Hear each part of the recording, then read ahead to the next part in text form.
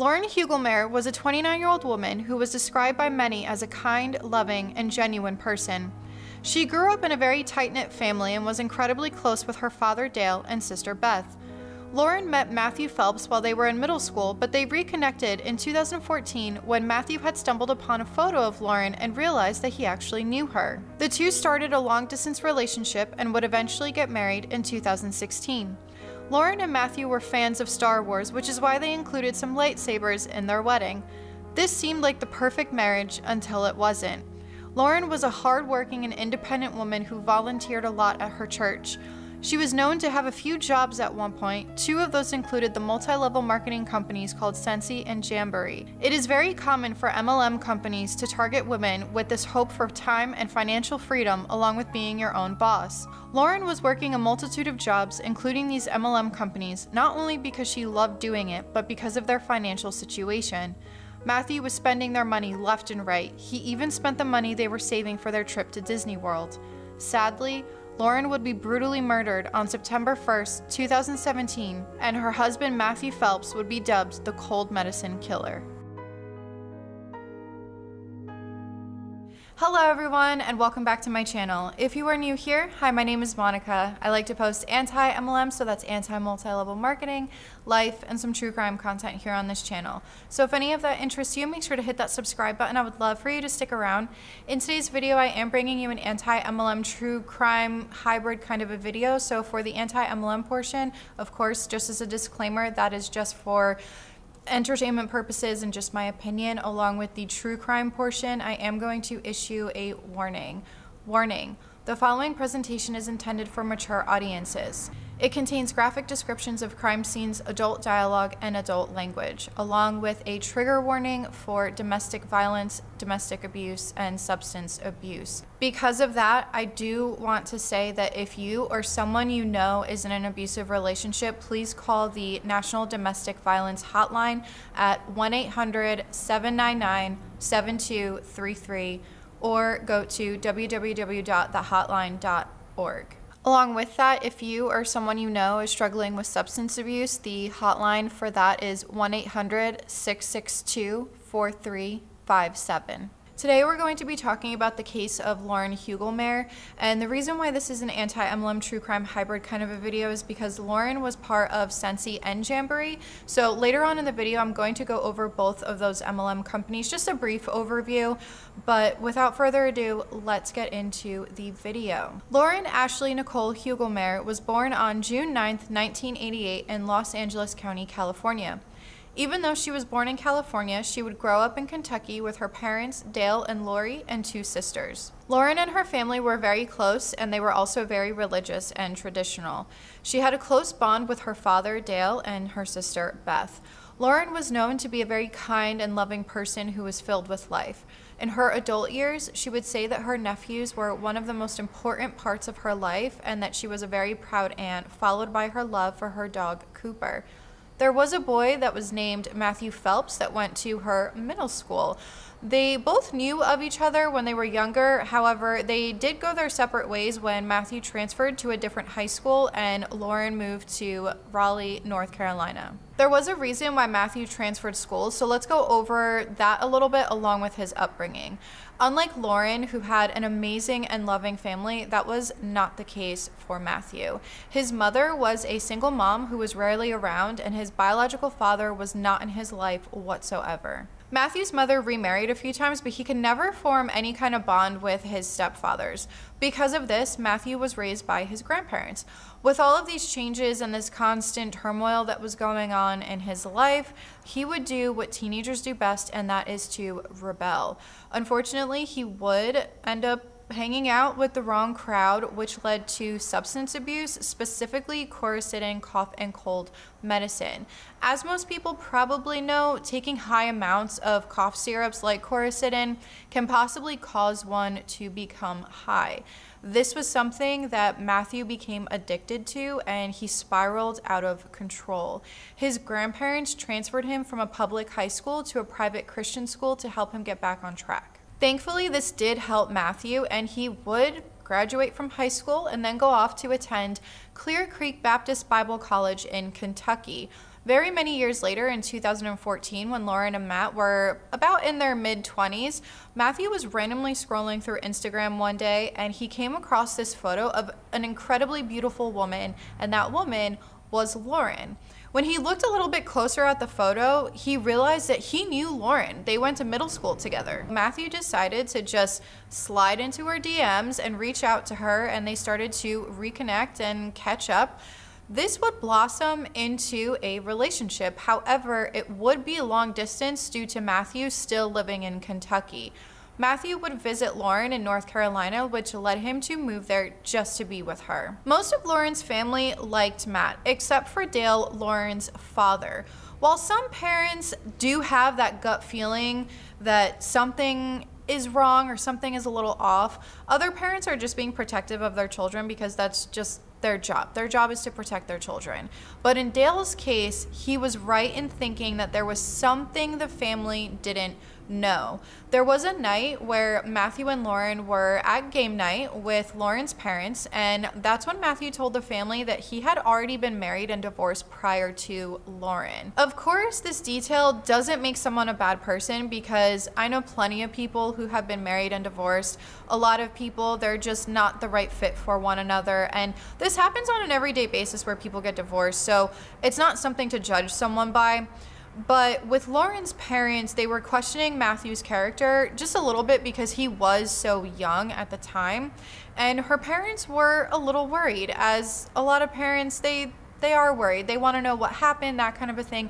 And they knew that Lauren was happy with Matthew. She was looking for a man to settle down with. She wasn't just looking for a meaningless fling or just kind of dating around. She was looking for someone to settle down with and have a life and a family with. Even with this information coming to light, Matthew and Lauren would get engaged in 2015.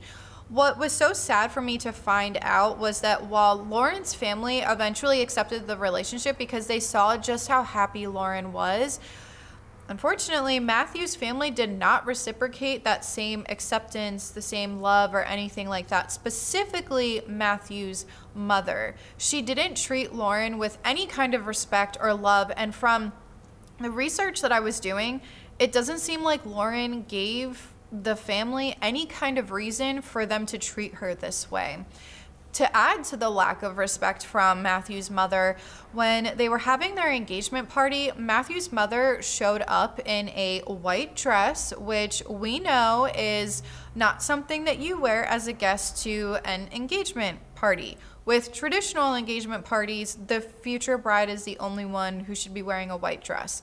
I also say traditional because I didn't follow this for my own wedding, but I think that we can all agree that we know the reason, or at least speculate on the reason of why Matthew's mom showed up in a white dress, and that was to take away from Lauren and this special day of them celebrating, them deciding to become one in the future. There was another incident where Matthew's mother wanted the family to do some kind of a photo shoot, and she told Lauren to make sure that her and Matthew were wearing a specific color, but when they showed up to the photo shoot, that specific color was only meant for the men in the family, and it turned into a whole big fight, and Matthew's mother was trying to blame Lauren and say that she just didn't follow directions, she just doesn't pay attention, when in reality, his mother told Lauren that the both of them have to wear this color.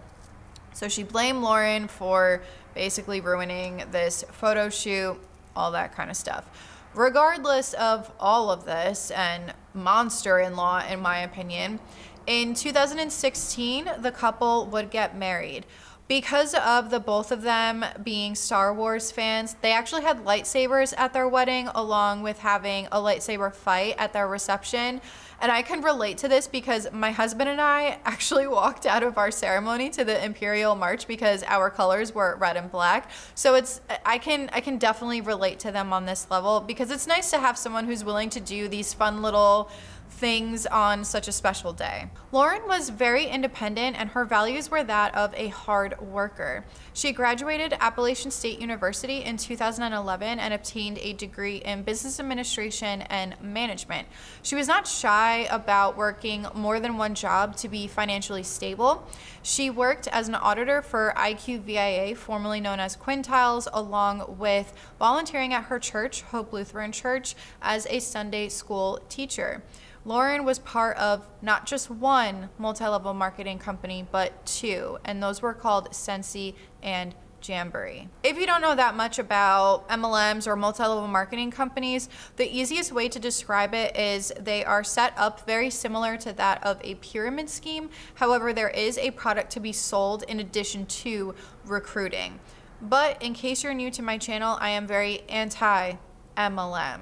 So these companies cause a lot of harm, especially to those at the bottom of the triangle-like structures, what I like to call them. MLM companies prey on the vulnerabilities of predominantly women, but men as well. Whether that be a mom who wants to work from home to be with her children, or someone who is hoping to have financial freedom, which in Lauren's case, she was working to keep her and Matthew's finances in order. What's frustrating about these companies as well is they talk about time freedom and being able to stay home and be with your kids, but yet they spend most of their time glued to their phones or their computers, constantly trying to sell and recruit people. If you don't know much about either of these companies, I am going to do a brief overview, so I'll put a timestamp up on the screen if you'd like to skip this and go back to the true crime portion of the video. But I do find speaking on these two MLMs to be important because of just the harms of the MLM industry, along with what happened to Jamboree. So let's start off with Scentsy first. Scentsy was founded in 2003. According to their website, they are a direct selling company and international leader in home and personal fragrance, offering stylish, innovative, and customizable products designed to warm the heart, enliven the senses, and inspire the soul. Scentsy is sold within 11 countries. They sell diffusers, essential oils, scented wax bars, and warmers, which provide a different alternative to the traditional candle. In addition to all of this, they also have fragrances, laundry care, and cleaning solutions. At the time of filming this video, their website states that they have over 100,000 distributors. Unfortunately, their income disclosure statement is not split up into different ranks and their percentages in the company, but rather split into two different groups. Group 1 is for consultants who were with Scentsy for 12 months in the year of 2019, and Group 2 is for those people who were with the company less than 12 months. If you are new to anti-MLM content or you're not familiar with what an income disclosure statement is, keep in mind that this statement doesn't include any expenses that these distributors incur, along with taxes and fees. While your eyes may be directed at the maximum annual income, you need to look at the lowest as well, which for Group 1 is $121 and Group 2 is $0. The worrisome part is Scentsy doesn't tell us what percentage of reps are at which rank, so we don't know for sure how many people are actually making those high incomes. In other MLM companies that I have taken a look at their income disclosure statements, those percentages are usually in the single-digit percentages, and most of them are below 1%. I will leave that income disclosure statement linked in the description box if you're wanting to look into it a little bit further. Their starter kit is $99, so for some people that may not be a lot of money, but for others, especially those who are struggling and are hoping to gain that financial freedom that they kept hearing so much about while they were being recruited, it can hurt them financially. They may have to decide between buying that starter kit and putting food on the table. But if you're interested in a deep dive for Scentsy, let me know in the comment section below and I'll add it to my list. But moving on to Jamboree, and this is an important one to go over to show MLM reps that MLM companies do not make you a small business owner and that they're not CEOs.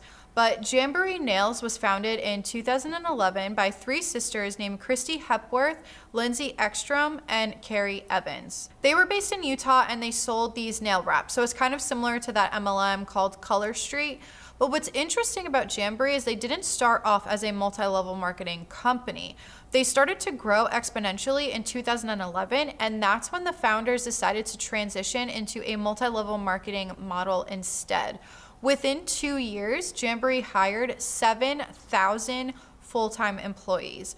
By 2014, their demand had increased so much that their older equipment couldn't keep up and the quality of the nail wraps started to decline.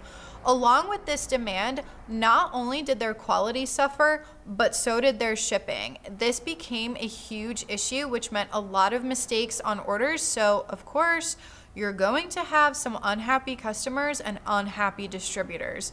Jamboree worked on doing better for their customers, and by 2016, they had over 120,000 consultants within Australia, New Zealand, and the United States. According to an article that I read, in order to have stayed active as a rep and receive your commission, you had to sell at least $200 worth of products within a month.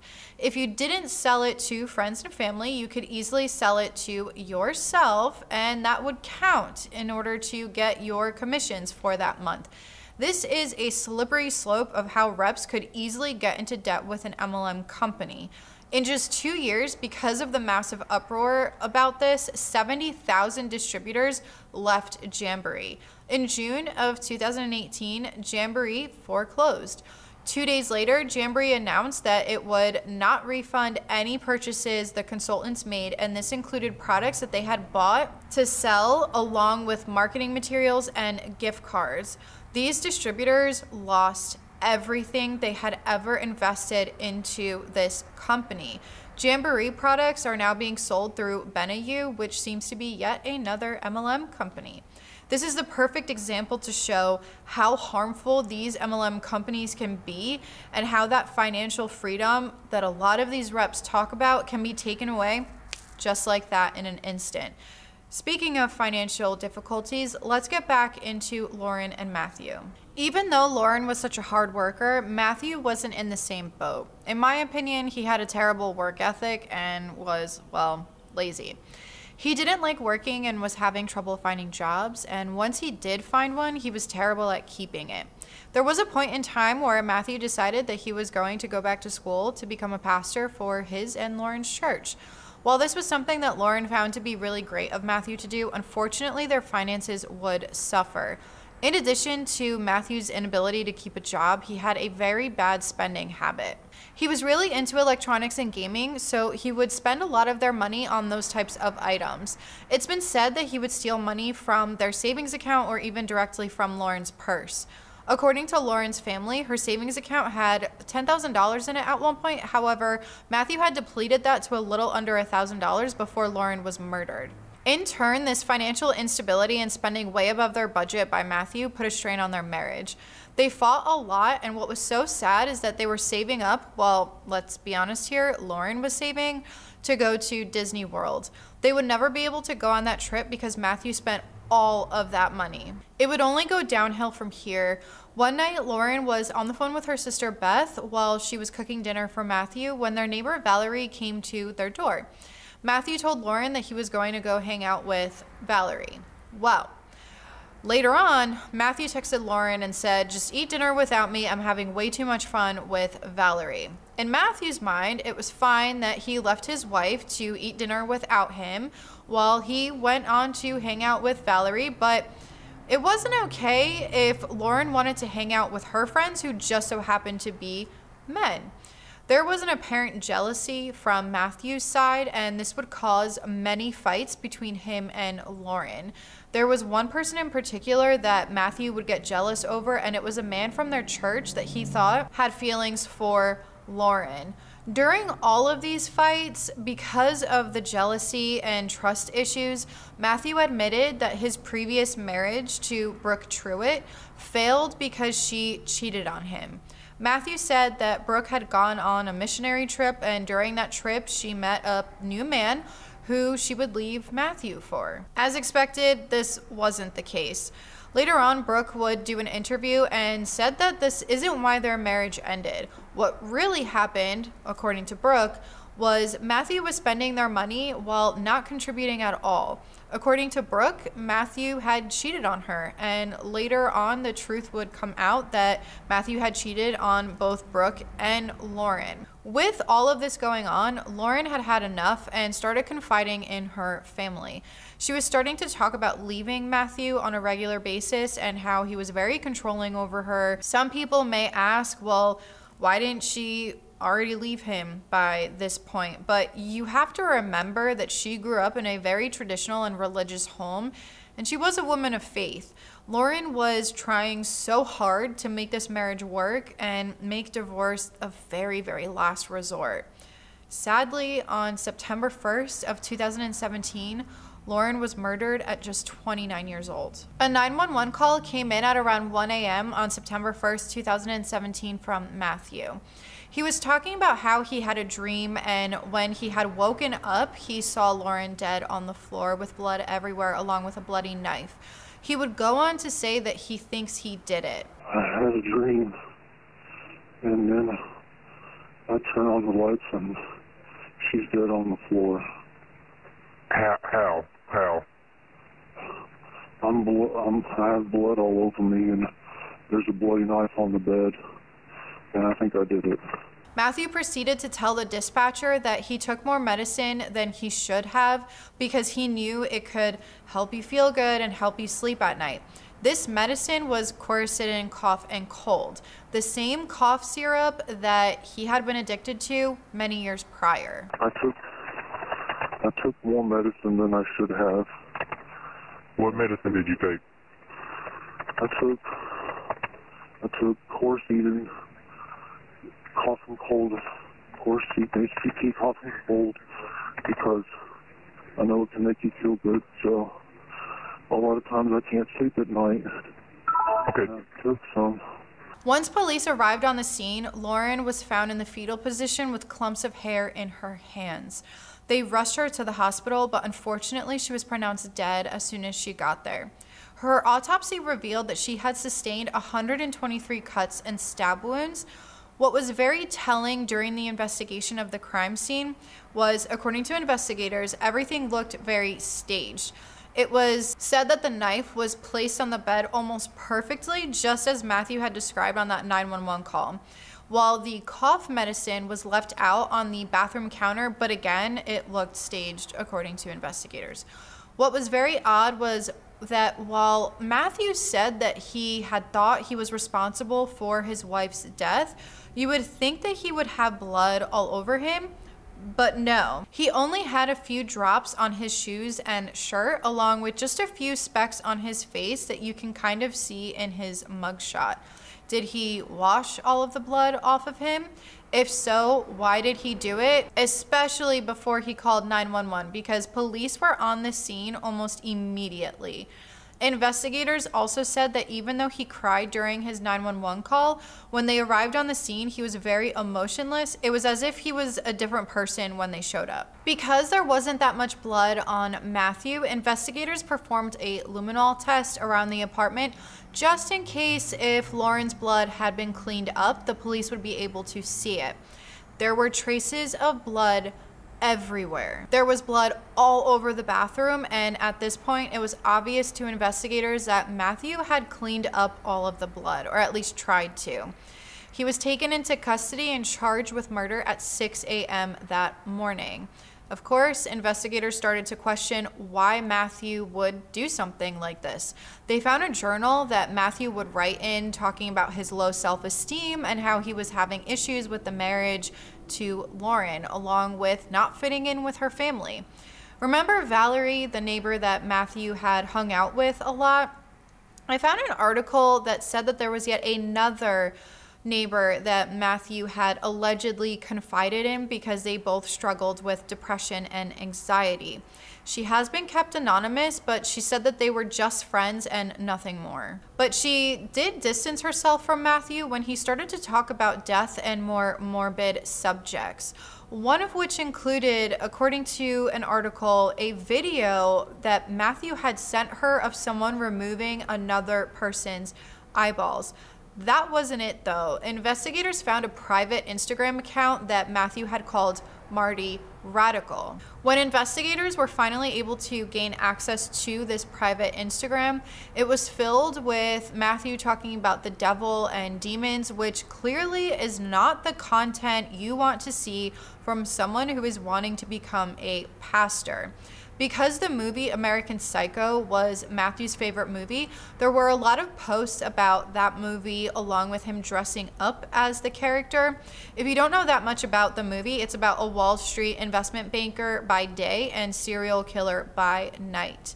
The eeriest part of this Instagram was the last post not too long before Lauren was murdered that said, quote, "Everyone thinks I'm a serial killer, hashtag found an angel to kill," end quote. Investigators did look into Matthew's search history once they got a hold of his phone, and they found some disturbing searches. He had typed in questions such as, how loopy does Coricidin make you, and have other people been high from Coricidin? What makes no sense about these searches is that he was addicted to this when he was in high school. The only reason that I can think of that he would search for this, other than this being premeditated, is wondering if Coricidin was still as potent as it was when he was abusing it in high school. It's important to note that the toxicology report came back that Matthew didn't have enough of this cough syrup in his system to even cause hallucinations or dizziness, and this would come out later in the trial. When Bayer, the makers of Coricidin, found out about the murder, they did issue a statement that said, quote, "Bayer extends our deepest sympathies to this family. Patient safety is our top priority, and we continually monitor adverse events regarding all of our products. There is no evidence to suggest that Coricidin is associated with violent behavior," end quote. But according to CBS News, they said, quote, "Coricidin contains dextromethorphan, or otherwise known as DXM, and chlorpheniramine, which experts say, when taken in high doses, which is typical a result of recreational use, can cause euphoria, agitation, psychosis, and dissociative phenomena," end quote. In addition to all of this, the website for Coricidin didn't make a statement about the abuse of this cough syrup, especially for teenagers, that said, quote, "Unfortunately, the abuse of over-the-counter products by teens is a long-standing issue. This includes the abuse of products containing DXM, one of the active ingredients in certain Coricidin HBP products. When used as directed, DXM is a safe and effective cough suppressant found in more than 125 over-the-counter products and has been used for more than 50 years, end quote. You can form your own opinion with those statements, but until I see actual studies showing that this medicine can cause someone to go into a state where they murder their spouse, I'm not buying Matthew's excuse, especially with all of the other evidence that investigators were able to find. But let's move on to the trial. Prosecutors did present the evidence and information that they had, which they argued that this was premeditated murder, since it looked as though Matthew was planning on using the cough medicine as an excuse. Matthew's attorney tried to argue that he was in an unstable and depressed state, and that was the reason for him murdering Lauren. There were letters that came in from previous coworkers of Matthew saying that they didn't believe that Matthew was capable of doing this. But on October 5th of 2018, Matthew Phelps, who came into the courtroom with long hair and a long beard, very different from the Matthew who had been arrested, accepted a plea deal and pled guilty to first-degree murder of Lauren. And because of him accepting this plea deal, instead of receiving the death penalty, he received life in prison without the possibility of parole. He did apologize to the family at his sentencing. However, as Dale said in an interview, there's not going to be any kind of forgiveness. During the sentencing, not only did Lauren's family come into the courtroom, but so did 50 members of Hope Lutheran Church, all wearing shirts that said Lauren's Light on it. Lauren's family now raises awareness for abusive relationships and domestic violence. And I did want to share something from Riker Hampton, someone that Lauren worked with at her church. And he said this on her Facebook page because I do think it shows just how loved Lauren was, not just by her family, but her community as well. And what he said was, quote, "I miss you a lot. I can't seem to stop thinking about you. Doesn't seem to really matter where I am or what I'm doing. When I got the call, I just couldn't believe it. I wanted it to be a bad joke. I still do. The past couple of days I've just spent in shock. You were my superstar volunteer. You showed up to every youth night and event ready to turn whatever dumb idea I had into reality. I'm thankful for that. I remember all the nights after youth where we'd just hang out and talk about life. I miss those nights. It seems particularly cruel that I'm missing your funeral today. You made all of my events and I can't make yours. I'm continuing the mission. I'm with the Comfort Dogs in Houston right now. You'd have loved this ministry so much. I know today is supposed to be celebrating your life and saying goodbye, but to be honest, I don't want to say goodbye. I want to text you and check up on life. I want to do another escape room again. I want to serve together again. I get to see you again one day, and that's keeping me going. You finished your race and you finished well. I promise I'll do the same, and hopefully I'll figure out a few more escape games along the way, end quote.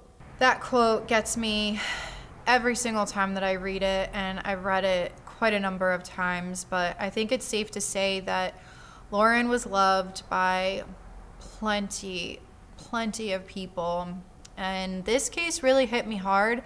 I don't know why, I can't pinpoint why, but I had to take more breaks in my research than I usually do, because whenever I cover true crime cases on my channel, I have to take breaks in between the research because I can only take so much, because my heart just breaks every single time that I cover these cases. And there was something about this one, there was something about Lauren that I don't know. I don't know, but a beautiful woman and a beautiful soul was taken from this earth way too soon, and Matthew is right where he deserves to be. And I truly hope that Lauren is resting in peace, and if the family ever comes across this video, I'm sending my condolences to the family. But let me know what you guys think of this case. Have you ever heard of it? What are your thoughts on it? And I guess I will leave you with that. Thank you so much for watching, and I will see you guys next time. This is Monica reporting to you live from a highway. Bye.